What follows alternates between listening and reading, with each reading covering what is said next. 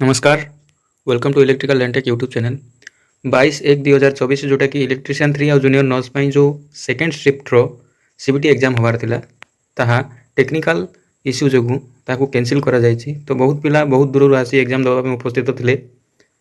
तो एगुड़ाक निश्चित रूप से कष्टदायक। एत दूर सफर कर सारा बहुत दूर आसी सारा एग्जाम को कैंसिल कर दि जाए किसी टेक्निकल इश्यू जोगु। एटी तार नोटिस आपने मेल सहित मेल को आसी जाइए ऑलरेडी देखिपे आप जे सीबीटी एग्जाम को कैंसिल कर दि जाए 2 घंटा पाखापाखि बस सारा पे एग्जाम टी को कैंसिल कर दि जाए। तो निश्चित रूप से यहाँ बहुत पेनफुल कहीं शह शह किलोमीटर दूर आसी पे एग्जाम सेंटर उपस्थित थे 2 घंटा काल अपेक्षा कर सारे एग्जाम हो पार ना कि टेक्निकल इश्यू जो। तो से कंप्लेन करते आम जो एत दूर आस जो खर्च होती से गुड़ाक किए बहन कर।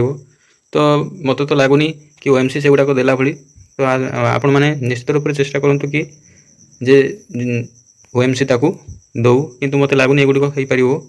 तो यार नोटिस से जारी कर सारी देखिपे ये जे 22/1/2024 सेकेंड शिफ्ट होगा था जूनियर नर्स और इलेक्ट्रीशियन ग्रेड 3 एग्जाम को पोस्टपोन कर दी जाए। आशा करुँच कहवा अनुसार 14 ରୁ 15 दिन भितर यार एग्जाम पुणी थे अनुष्ठित हम।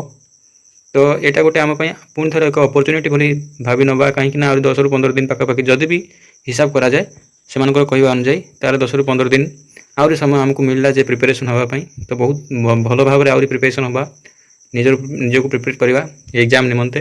तो आशा करुँच आग को ये एग्जाम निमंते प्रिपेयर हे। काली जो मानकर एग्जाम 23 तारीख जोटा अच्छी से यूजुअली से एग्जाम हम।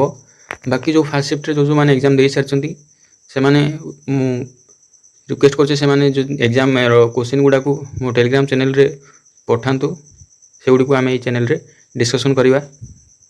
आशा करुँच वीडियोटी हेल्पफुल हो चैनल को सब्सक्राइब करूँ। धन्यवाद।